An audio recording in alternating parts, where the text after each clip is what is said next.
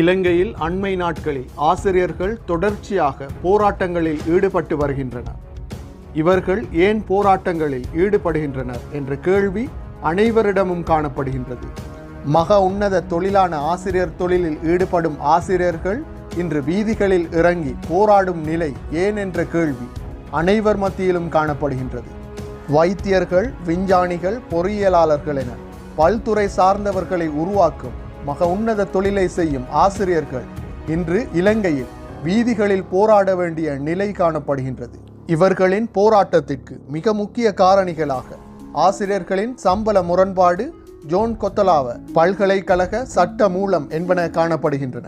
அதில் மிக முக்கியமாக 24 வருடங்களாக ஏமாற்றப்பட்டு சம்பள முரண்பாடு காணப்படும் ஆசிரியர்களின் சம்பள பிரச்சினையை தீர்ப்பதற்காகவே ஆசிரியர்கள் போராடுகின்றனர். பெற்றோராகிய நாமும் பொதுமக்களும் ஒன்றை புரிந்து கொள்ள வேண்டும்.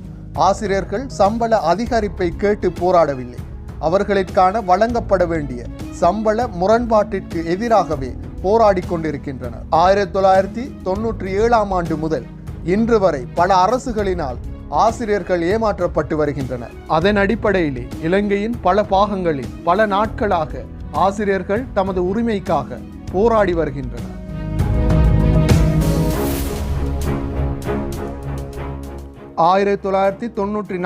ஆண்டு அக்டோபர் 6 ஆசிரியர் சேவை சட்டமூலத்தின் 865 கீழ் 3ஆம் சட்டத்தின்படி சம்பளம் நிர்ணயிக்கப்பட்டது.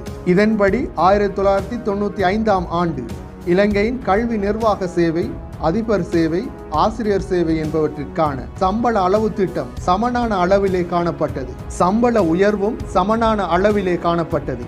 ஒவ்வொரு சேவையிலும் உள்ள தரங்களின் அடிப்படையில் மாத்திரமே சம்பள வேறுபாடுகள் காணப்பட்டன. என்றாலும் 1997 ஆண்டு பிசி பெரேரா சம்பள ஆணைக்குழுவே இவற்றை மாற்றி ஆசிரியர்களின் சம்பளத்தை குறைத்து ஆசிரியர்கள் இன்று வரை வீதிகளில் இறங்கி போராடும் நிலைக்கு மாற்றியது. பிசி பெரேராவின் சம்பள மாற்றத்தின்படி இலங்கை கல்வி நிர்வாக சேவையில் உள்ளவர்களின் சம்பளத்தை 60% அதிகரிக்கப்பட்டது. ஆனால் ஆசிரியர் அதிபர் சேவையில் உள்ளவர்களின் சம்பளம் அதிகரிக்கப்படவில்லை. அன்றிலிருந்து பல வருடங்களாக ஆசிரியர்களின் சம்பளம் அதிகரிக்கப்படாமல் இன்று வரை ஏமாற்றப்பட்ட வண்ணமே ஆசிரியர்கள் காணப்படுகின்றனர். என்றாலும் 2006 ஆண்டு 2006 கீழ் 6 சட்டமூலத்தில் ஆசிரியர்களின் சம்பள முரண்பாட்டை தீர்ப்பதாக கூறி சட்டமூலம் வெளியிடப்பட்டாலும் 1997 பிசி பெரேராவினால் கொண்டு வரப்பட்ட சட்டமூலத்தில் பெரிதொரு மாற்றம் எதுவும் கொண்டு வரப்படவில்லை. 2006 வெளியிடப்பட்ட இந்த சட்டமூலம் ஆசிரியர்களை ஏமாற்றுவதற்கான சட்டமூலமாகவே காணப்பட்டது. அதன் பின்னர் 2007 ஆண்டு ஆசிரியர்களின் சம்பள முரண்பாட்டை தீர்க்கும்படி ஆசிரியர் சங்கங்கள் நீதிமன்றத்தையும் நாடியது. என்றாலும் ஆசிரியர்களுக்கு சார்பான எந்தவிதமான தீர்ப்புகளும் கிடைக்கவில்லை.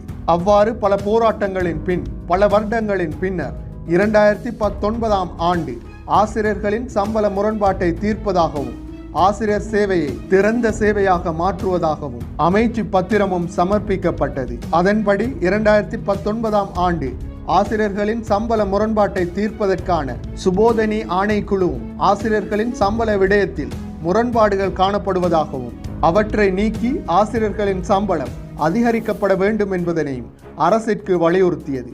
அதன்படி சுபோதனி ஆணைக்குழு சம்பள முறையையும் வழங்கியது. என்றாலும் அதன் பின் ஆட்சிக்கு வந்த புதிய அரசாங்கமும் அதனை நிறைவேற்ற தவறியது. அல்லது ஆசிரியர்களை வளமை போன்றே இந்த அரசாங்கமும் ஏமாற்றியது. இவ்வாறான பிரச்சினைக்கு மத்தியிலே ஆசிரியர்கள் வீதியில் இறங்கி போராட வேண்டிய நிலை காணப்படுகின்றது. உலக நாடுகள் அனைத்தும் ஆசிரியர்களுக்குரிய சம்பளத்தை வழங்குகின்றது. உலகில் கல்வியில் முன்னிலையில் திகழும் பின்லாந்தில் அரச உத்தியோகத்தர்கள் அனைவரையும் விட அதிக சம்பளம் ஆசிரியர்களுக்கே வழங்கப்படுகின்றது.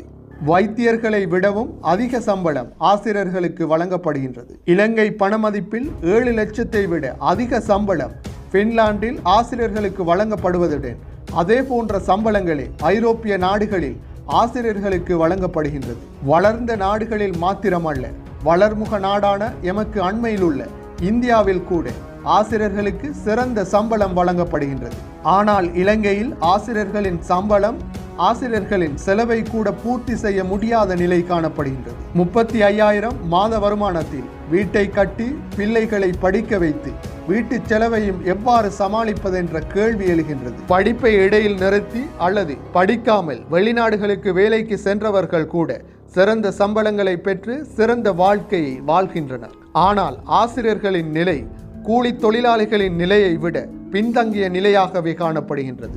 வங்கிகளில் கடன் பெறாத ஆசிரியர்களே இல்லை என்றே கூற வேண்டும். அவ்வளவு பின்தங்கிய நிலையிலே ஆசிரியர்கள் காணப்படுகின்றனர்.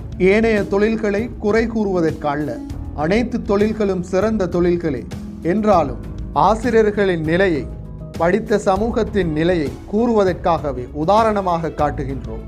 பல்கலைக்கழகம் சென்று பட்டம் பெற்ற ஆசிரியர்களின் சம்பளத்தை விட அதிகமாக உயர்தரம் சாதாரண தரம் வரை படித்த பலர் அரச துறையில் ஆசிரியர்களை விட அதிக சம்பளம் பெறுகின்றனர். நீர்ப்பாசன திணைக்களம், அரச திணைக்களங்கள், மின்சார சபை, அரச நிறுவனங்களில் திணைக்களங்களின் ஊழியர்கள் என ஆசிரியர்களை விட கல்வி தகைமை குறைவாக இருந்தாலும் ஆசிரியர்களை விட அதிக சம்பளமே பெறுகின்றனர். இவர்களுக்கு அதிக சம்பளம் வழங்கக்கூடாது என்பதல்ல இதன் நியதி. இவர்களை போன்றே ஆசிரியர்களுக்கும் சிறந்த சம்பளத்தை, அவர்களுக்கு உரிய சம்பளத்தை வழங்க வேண்டும் என்பதே ஆசிரியர்களின் குறிக்கோள். நாம் எப்போதும் கூறுவது கல்வியில் வளர்ந்த பின்லாந்தை பாருங்கள் என கூறுவோம். ஆனால் பின்லாந்து எவ்வாறு கல்வியில் வளர்ச்சி அடைந்தது என பார்க்க மறந்துவிட்டோம். பின்லாந்தில் அரச பாடசாலைகளில் கடமையாற்றும் ஆசிரியர்கள் பகுதி நேர வகுப்புகளில் மாணவர்களிடம் பணம் பெற்று பகுதி நேர வகுப்புகளை நடாத்துவதில்லை. முழுமையாக அரச பாடசாலையில் அரச தொழிலை மாத்திரமே செய்கின்றனர். இவ்வாறே அதிகமான ஐரோப்பிய நாடுகளில் காணப்படுகின்றது.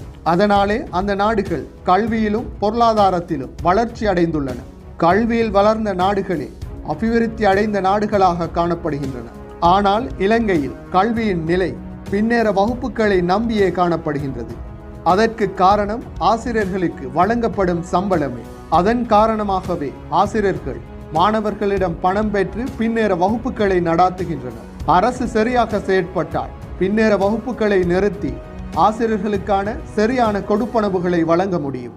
ஆனால் அதனை வழங்க அரசுகள் மறுத்து வருகின்றன.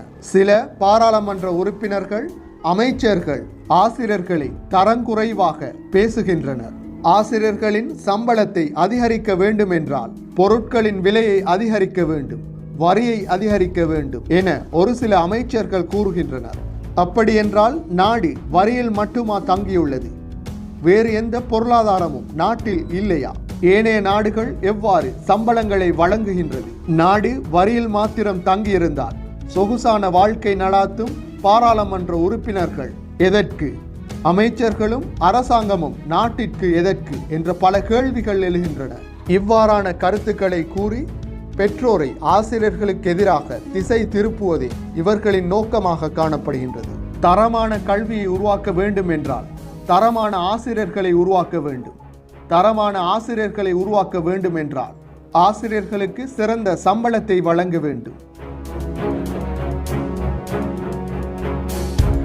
25 வருடங்களுக்கு முன் வழங்கப்பட்டதை போன்றே சம்பளம் வழங்கினால் நீங்கள் ஏற்றுக்கொள்வீர்களா?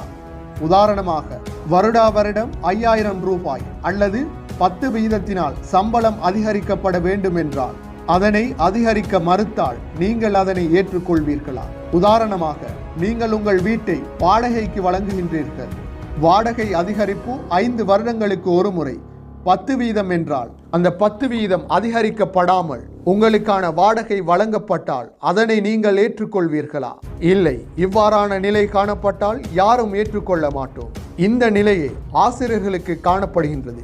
24 வருடங்களாக ஏமாற்றப்படும் சமூகமாக ஆசிரியர் சமூகம் காணப்படுகின்றது. அதற்கெதிராகவே ஆசிரியர்கள் வீதிகளில் இறங்கி போராடுகின்றனர். ஒரு நாட்டின் வளம் கல்வி, ஒரு நாட்டின் அபிவிருத்தி கல்வி, ஒரு நாட்டின் எதிர்காலம் கல்வி, ஒரு நாட்டின் அளவுகோல் கல்வி.